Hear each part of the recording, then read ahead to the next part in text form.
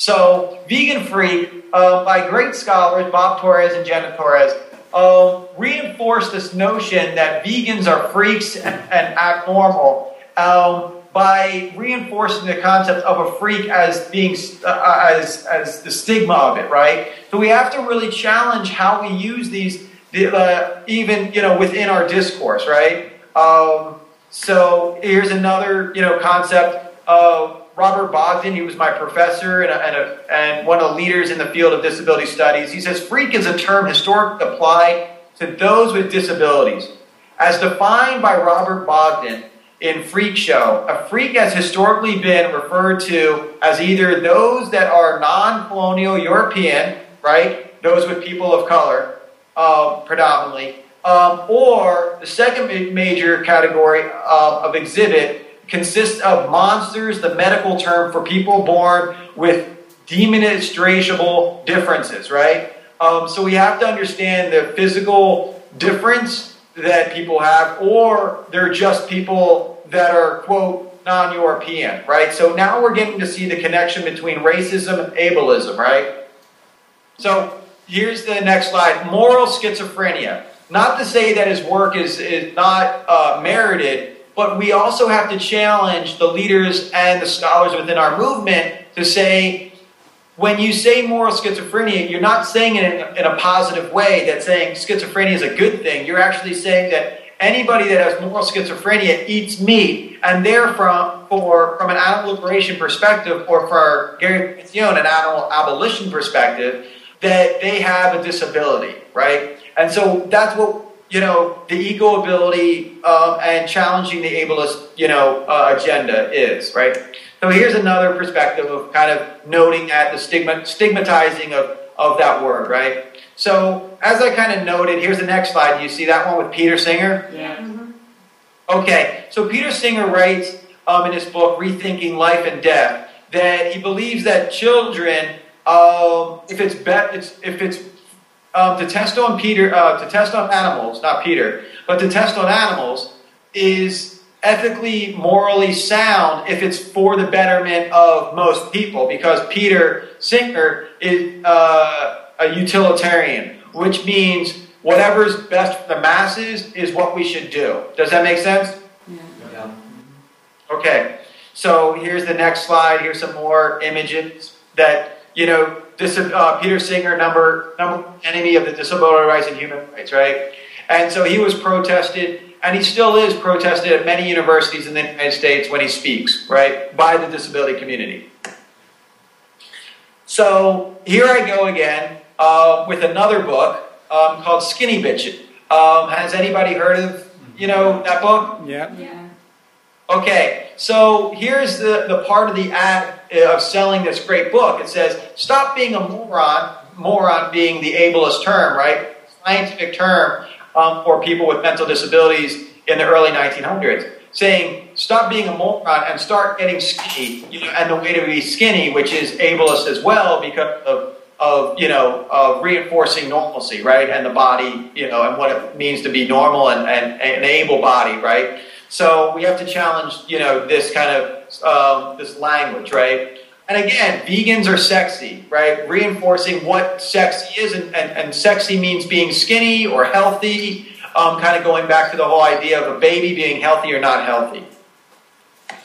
Here's another book. What we're learning is that being vegan has nothing to do with animals, but it's all about us again, this narcissism.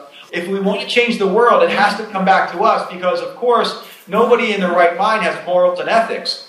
And that if we showed them pictures of slaughterhouses, and we informed them of animal ethics and animal philosophy, and the respect that we should all give to one another, that's not enough. And so the best and the quickest way of making everybody vegan and more ethically, involved in animal rights is to tell everybody that they're going to be sexy, because everybody in this room right now wants to be sexy, right? So that's, again, we have to keep on challenging. So PETA, which I'm sure you're familiar with this organization, they do some good work, and of course they do some sexist and racist and ableist work as well. And so here's an ad. has your child got autism? Myself being included, being in that spectrum of saying that why is autism a bad thing, right? So don't drink milk, don't have autism, don't have disabilities, because disabilities are something that you don't want rather than something that makes you a beautiful, unique person, right? And everybody in some aspect has a disability, right? One of the most brilliant people in this world is Stephen Hawking, right? And he's has physical and mental disabilities, and he teaches at Oxford, right? So again, reinforcing this purity and what a normal body and a wonderful body looks like. We have Pamela Anderson Lee, right? Or Pamela Anderson now. So what is not normal? Here's another slide. Save the whales. Do you see that? Yeah. So again, sad to say, I wish these ads were not all from one organization, but they are. So save the whales, lose the blubber, go vegetarian. So again, reinforcing this body, what able-bodied looks like, what normal looks like, right? Here, proud to be vegan. This is what vegans should look like. They should be healthy, they should be strong, they should be airbrushed, they should have oil over them. Not that any of these individuals are doing anything wrong, but what the movement is doing is reinforcing that there is a standard of looking, and if I want to become vegan, this is what I'll become. And that's not what will become. Most people will not look like these images that are what we see right now. Does that make sense? The V girls and the V guys, which are, many of them are very nice and perfect people. But we can't be like that here. I'm sorry, what? No, people are saying that's very similar to what the audience is. Yeah. You must have got that. Yeah. So here's the next. And then this is kind of the conclusion of the disability section. And then I'm going to go into the racism section. So instead of saying equality, because we don't want equality, everybody's different. What we want is to be to have equity, right? Equity is the concept that everyone gets what they want and what they need.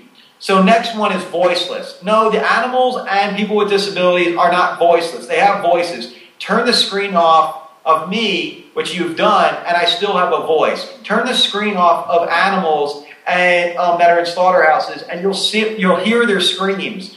Not a march, because not everyone can march. Go to a rally. Don't stand up and fight, but rather fight back, right? Don't call, for example, George Bush an idiot. Call him dangerous. Don't say blind to racism. Say ignorant to racism. They are not deaf. They are avoiding. These individuals are not crazy. They might be not constructive. Don't say, oh, you're so lame for not going out and going to the protest. Say you're boring. Don't say you're a moron or a freak, right? So here's some words, alternatives that you can use that are not ableist. Does that make sense? No. Yeah. Can we keep the slides then, kind of? I like this kind of change of language, Anthony. Could I get access to that kind of alternative? I can't hear you that way. Well, sorry. Somebody in the audience is saying, can we get access to the PowerPoint? And what we would normally do is we would probably put it on SlideShare. So if you sent us the PowerPoint, Anthony, we could put it on SlideShare. So that means that when we publicize the event, we can make it so people can see the PowerPoint that you presented, if that's okay with you. Yes, that's fine with me, yeah. Yeah. Okay. And I'll make sure to do that later today. Splendid. So here's the next slide. Animal rights and supporting racism. Everyone ready for engaging in racism issues? Yeah. So Mike Vick, do some people kind of with hoots or hollers? Does anybody know who Mike Vick is? Yeah. No. Okay. So Mike Vick is an African American in the United States who plays professional football, right? And he was criminalized as a person of color that he did horrible acts to dogs, and he was part of a dog fighting ring and orchestrated it, and it was in his backyard and stuff of that sort. So, but what we don't do is we don't stigmatize enough and shame or focus on white individuals like vivisectors and circus owners and and SeaWorld CEOs. Rather, we focus on SeaWorld rather than focusing on the actual individual. And we have to understand that this is one case study of many case studies that this occurs, right? And so again, cultural imperialism, looking at bull riding and bullfighting and cockfighting. So certain things are legal, like SeaWorld and dolphins, and while cockfighting and dogfighting are not legal, right? So most of the quote animal exploited entertainment that of color is illegal, while most of the entertainment by animals being exploited by white people is legal, right? Not to say, and I hope I'm not, I'm not to say that one's worse than the other, because they're not. And I would guarantee you that some people would say that circuses, predominantly the largest circus companies in the world, are run by white able-bodied men, and so, same with SeaWorld, etc. Right? So we have to look at how we stigmatize people. Again, most of the incarceration throughout the planet, but specifically in the United States, most people that are getting incarcerated are people of color, specifically in the United States, and in Canada, it's Native Americans and African American. So we can't be reinforcing the incarceration of people that commit crimes against animals, because everybody in this room, and myself included, have committed crimes against animals. We've eaten them. I mean, that's even the more horrible, and when we test on them, and we've consumed animal testing. So if we want this movement to be transformative, we can't be pointing the finger at those who don't know any better, because of the systems in society that have informed them and educated them that we should exploit animals because animals are property, right? So we have to acknowledge that laws and making laws that are punitive is not going to solve our problem.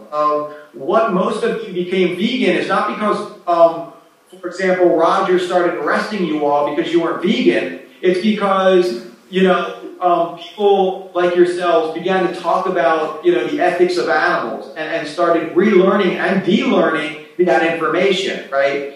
And, prime examples, Jerry Velasquez, the head of the Animal Liberation Press Office in the United States. He was a former vivisector. Howard Lyman, who's like a major, supporter of animal rights now, a former, factory farm, supporter, because a rancher. So we have so many people that are transforming, and we need to keep that door open, right? Opposing the AETA, because the AETA, the Animal Enterprise Terrorism Act, also reinforces and is supported by ALEC, which is the American Legislative Exchange Council. And so we have to understand that certain laws that you think only oppress and repress animals actually oppress, or animal rights activists also oppress people of color and other movements. So we have to keep on fighting these notions. Again, I think some of the other slides that you'll see are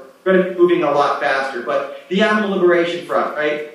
If it wasn't for the Animal Liberation Front, we would not have riches alive today. We wouldn't have so many animals alive today. And most of the animal footage that's from slaughterhouses, as well as fur farms, as well as from vivisection, that video, that undercover video footage, would move the movement so far advanced.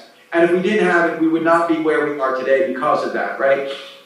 So maybe you don't agree with that tactic, but you can't disagree with what the ALF has done for this movement, right? And though stigmatizing certain groups only reinforces the stigmatization of the whole movement, right? Rather than justifying why this certain tactic are very important, right? And other movements have done this, right? So don't let society and the media dictate what we believe in. Acknowledge what we believe in from internally, right?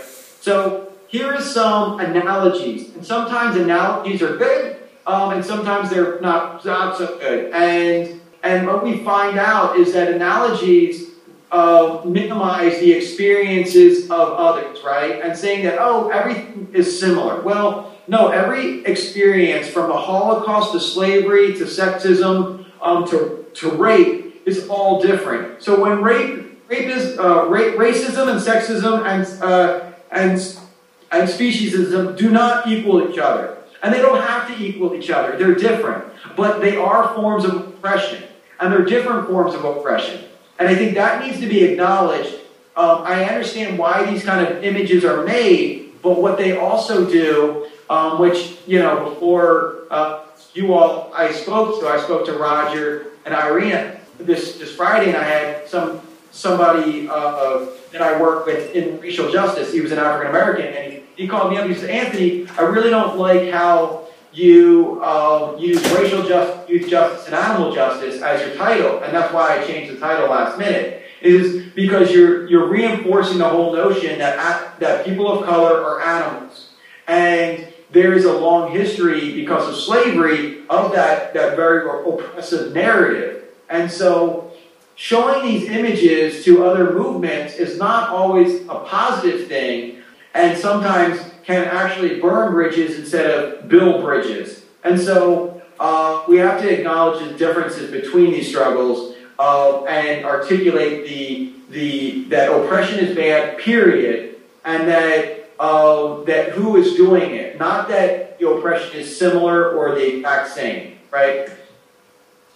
Here's again Michael Vick and people protesting him, and we have to understand these protests, these ads are all protesting one individual, right? And rather than a system, and that we focus more on one individual, and we don't have that much energy when we're focusing on a corporation or anything of that sort. And we also have to understand that most of these images that you see are people that are white holding this poster. And we have to know that if we're trying to build relations and challenge racism, that's part of it, is acknowledging that if we're going to do a protest, that we need to be a little bit more diverse as well. And not by tokenizing people, but really diversifying our movement before focusing on these things. I think, you know, we do it too often that we focus on Native Americans, protest Native Americans. We don't, but we have so much to do in our own backyard that are huge industries that are in England and Ireland and Germany, that why focus on this like group of 100 Native Americans or Indigenous or Aboriginal or First People? Well, it's an easy target and it's an easy win. And that's why a lot of activists have gone for it, right? Here's another picture in defense of animals. Another, you know, itch. And then recently, if by your hoots and hollers, do you know the movement called Idle No More? No.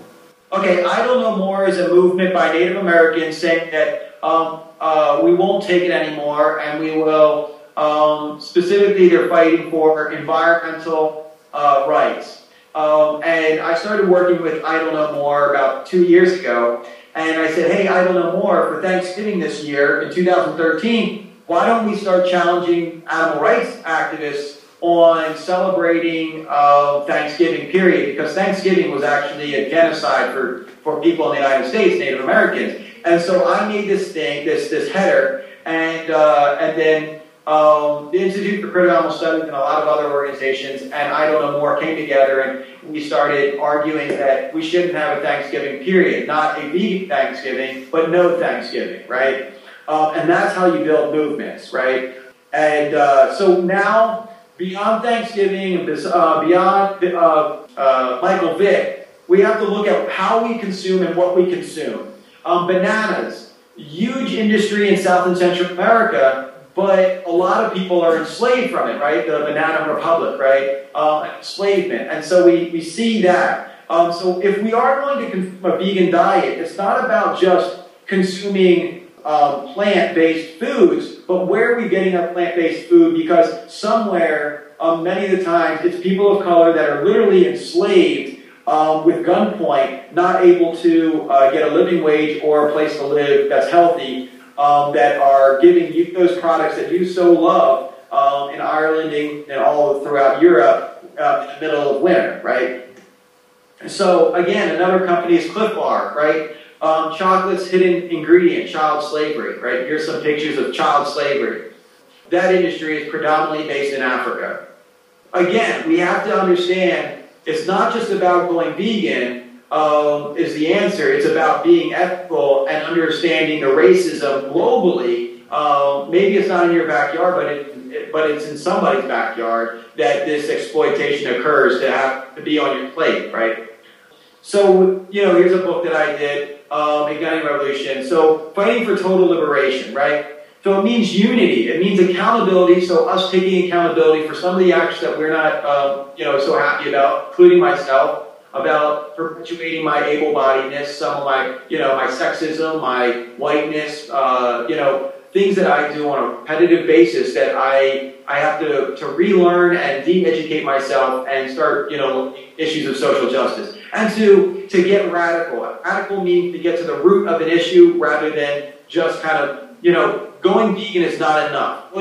Getting radical about veganism is to find out where your food came from and is it ecologically sustainable. So having fake meat that was produced and packaged in China to fly all the way to Europe and then fly to England and then fly to Ireland is not ecologically sustainable, right? So we have to understand these notions, and once we do and we claim them, then these quote locavores that are eating meat and things will not have an argument, to defend or fight against. Anarchism, right? This is a theory as well as a movement that demands non-hierarchical direct democracy where everybody in the room gets to speak about issues rather than just one person. There's no such thing as ownership, that everybody shares. That there's no such thing as property, right? Women are not property, people with disabilities are not property, people of color are property, or non-human animals are not property. That we try to build a transformative justice and community-based initiative, right? Where we're not committing people to death penalty, right?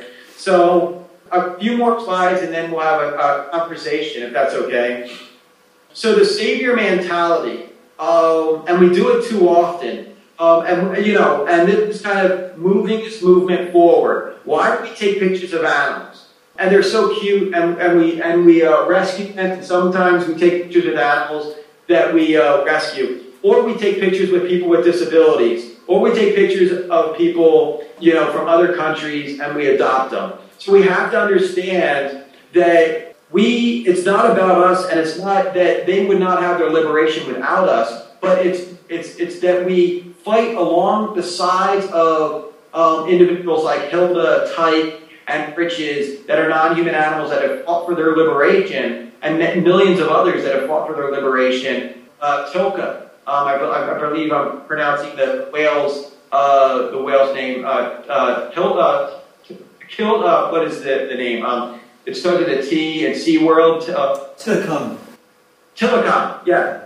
Who, fought back and sad to say killed 3 people, but these are the people that are fighting back. So the leader of the Marine, the anti-sea world is Tillicum, and not the Sea Shepherd. And we need to acknowledge that, and we need to listen and articulate what these animals are actually doing. And but so many of the times, these images make us look like we're the rock star, right? And we're not the rock star, right? So I'm going to move to a few slides. I know that most likely not everybody in the room is white, but again, this is kind of predominantly for the white animal rights activists, as well as this, not just for white, this is for all allies. So allies that are specifically able-bodied, or allies that are wealthy, or allies that are white, or allies that are etc. that have some privilege. So I'm going to give you 15 points, and then we're going to have a conversation at the end of this. And I hope that this has been useful for you. And I know that technology is limited, limits our conversation. But be invited to the struggle, not a movement. So a struggle is where people are running the struggle, where people oppress. So, for example, women are oppressed. So we join men that identify as men, join that struggle. But when we're involved in that struggle, we're in a movement because we can leave anytime we want, right? So a movement is made up of people that are not oppressed, while struggle is a group of people that are oppressed and they're struggling. That's the difference between a struggle and a movement. We need to begin to listen. We need to articulate our commitment. If you're not going to be able to do this or this, then tell the movement and the struggle what your limits are. Tell the struggle and explain your skills, explain your motives and why you're here in the first place. Is it become famous and to publish books and to be a rock star? Or is, because you felt oppression yourself. And I think as a feminist, we need to articulate who we are before we even begin to do activism. Be willing to not be critical for our actions. And sometimes that's hard. We do really hard work and most of the women do a lot of the work in our movement, but the men are, including myself, that get a lot of credit. And I think that we need to start challenging and keep on challenging that, and to acknowledge that, our movement and most movements in the world are made up of, 60 to 70% women, while most of the leaders from Martin Luther King to Malcolm X to etc. are men. Why is that the case? Be willing to take accountability for our domination. And that's like the hard thing. We have to do that. Willing to call out and challenge one another. Be willing to learn and understand different cultures. Here's another slide. This is the last slide. Be willing to take more risks. So if you have more privileges, be willing to take more risks than those that don't have as many privileges. Be willing to do more if you have more privilege.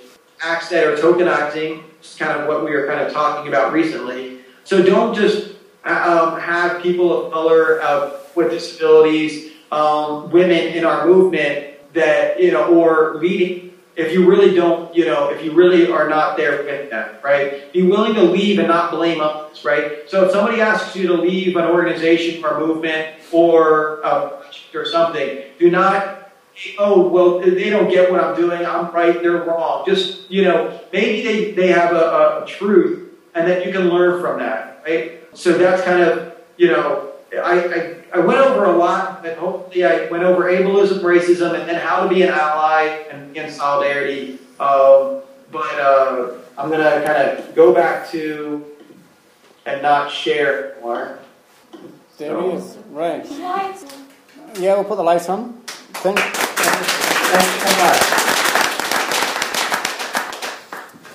Now, if people want to make a point or address Anthony, because of the tech problems, we didn't get the mic sorted out, so I think you'd probably have to face this way, or even might have to come over and kind of stand around about here, maybe, so we can then hear you. So, but I think probably, because the room is fairly small, if you just face this way, you should be able to hear you okay. Yeah. And I don't see you all. We turned our camera off, which I can put back on again. Okay, great. Again, thank you so much, everybody. It means a lot. Thank you. Thank you. So, here we are. Hey, everybody. There we are. So, anybody want to make a point or ask a question? Can I just get clarification on one thing? Yeah, sure.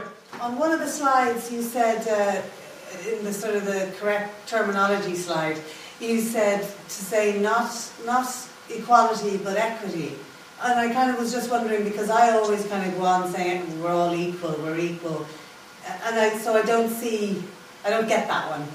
Okay, so equal is a socially constructed measurement, right? So if we want, it's apolitical. So if you are being beaten and you wanted equality, then everybody in the room gets to be beaten, right? So if I was on Ritalin, right? Ritalin is for people with attention, ADD and stuff. So if I was to take Ritalin, and if we wanted equality, then everybody gets to have Ritalin, right? Rather than saying equity means you get what you need and want, and I get what I need and want. And also equity says that you are different, but you also are valued and respected, and I'm different and valued and respected. Equality, the theory of equality says that everybody is the same, right? And it kind of puts, makes us not see and view the beauty of difference, right? that some people are better at running, and some people are better at bicycling. Some people are better at writing or screaming on a megaphone or organizing a lecture or setting up a table. And to take those values of difference out of it and saying that we're equal and the same, doesn't make doesn't reinforce the beauty of why difference is such an important thing in building a movement.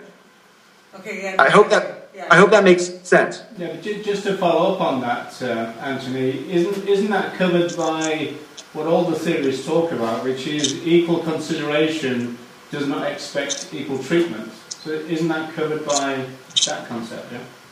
Yeah. Yeah. Thank you so much. Sorry, Anthony.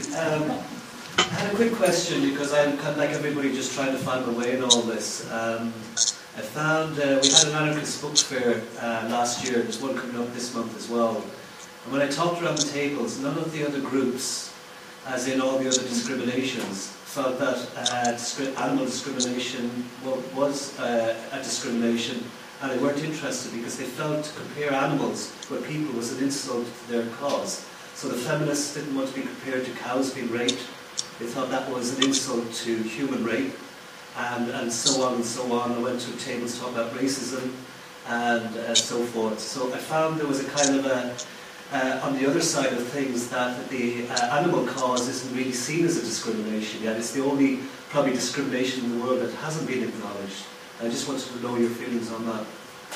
Okay, so I didn't hear all of it. So if I don't address something, please let me know.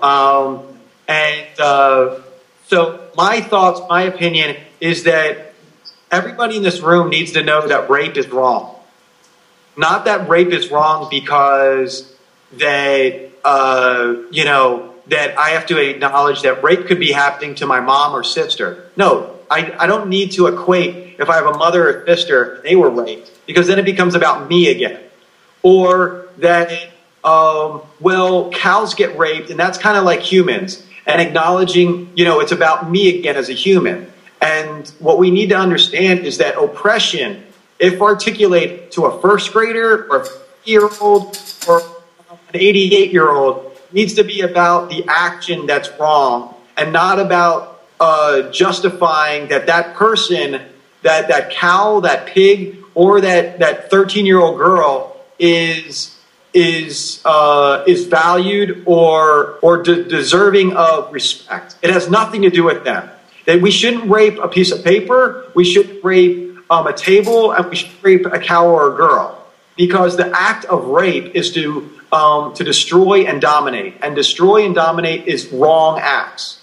And so I think that's the ethical argument that we need to make. And that argument may take a little longer than handing a piece of paper to somebody.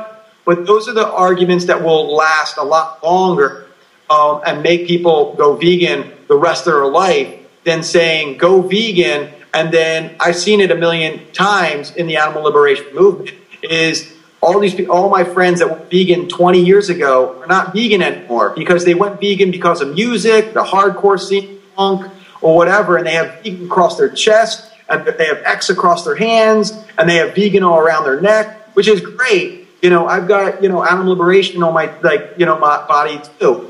But I also took into consideration that there's a moral and ethical value that we have to really understand, right? So everybody in this movement is a philosopher, and we're not just activists, but we're like philosophers getting in there and informing people of hundreds of, if not thousands of years of rhetoric and education that is about oppressing non-human animals. So, we have to arm ourselves with knowledge, not just with pamphlets. Can I just add a second to that? Could you just walk up for us? Sorry, Anthony, can you hear me better there? Yeah, just come up there. I've got a very soft voice. Don't change it. Thank you. No, yes, that was part of the question, all right. The other part was that I find that animal discrimination or discrimination towards animals is the only discrimination that hasn't been acknowledged in the world. And by all these groups, these anti-discrimination groups, actually find it an insult that we vegans or abolitionists or whatever are comparing what's happening to animals to humans. For instance, I went to a talk in an anarchist book fair last year, and I went to all the tables, and I talked with the feminists, and they were insulted that I was comparing animals' situations to their situations. The same when I went to the anti-racist table or gay rights table. They didn't want to know about animals, and they thought it was an insult that we should be there talking about our causes with them, because they felt that was something... aligned politics question. Exactly. It's aligned. So I'm just wondering, it's coming from the other side of things. Like, I'd like to join up with other groups, but they don't seem to want us. And that's my own personal view on that. I've been in your situation, for a long time, and it's very difficult. And I think the number one thing is, like anything, if you build friendship, literally real friendship, and you join other groups that you really care about women's rights, or you care about queer rights or transgender rights or disability rights, and never bring up for maybe even a year animal rights, and you're just in these struggles, they will start saying, wow, you really care about our struggle. Can you tell me about this veganism stuff? And that's kind of what I kind of do, is just, I don't even bring up veganism a lot, but then the discourse opens, and then it's in a transformative and safe space where these individuals don't believe that we have to acknowledge right off the bat that animal rights people are very single-issued, even though maybe not the people in this room. But there's a lot of other people like PETA that gives you all a bad name, right? So the moment you walk into a room, they think you're a member of PETA, right? So they think you are a sexist, ableist, and racist. Right off the bat. They think you're vegan, and you don't get any other issue. They might even think that you're Republican or conservative or neo-Nazi, right? And I can guarantee you, in Houston, Texas, I was in an organization, and I was tabling for Momia Bourjamal, who's a political prisoner for black liberation. And some people came up to the table and said, oh, yeah, veganism, awesome, straight edge, yeah. What is this N, he said, this N doing on your table, right? And I just found out, I was maybe 17 or 18 at the time. I found out then that, what we have to do is a lot of work on ourselves, because I've done a lot of anarchist books, and I can guarantee you that people, I work with a lot of anarchists, and they're just like, Anthony, man, what is up with your vegan animal rights people? They just don't get capitalism, and they don't get these issues. And I'm like, okay, calm down. They're like, I like your book, Igniting Revolution and Terrorists for Freedom Fighters. It's like finally, challenging these things. But we have so many organizations that are saying oh, you can have green capitalism, and all we need is the CEO of Whole Foods to go vegan, and the world is a better place. And so it's not that you are doing anything wrong, that you have to now be a better listener and navigate yourself a lot better because of the stigma that social justice movements, and I'm saying social justice movements from Australia to Africa to Latin America, and I've worked in a lot of different movements throughout the world, they all have a major stigma on animal rights people. And it's sad. We have more celebrities, and we have more narcissism and rock stars in this movement than any other movement. There's I can't think of any movement that has more celebrities, from Hollywood to hip hop to BMX rock star to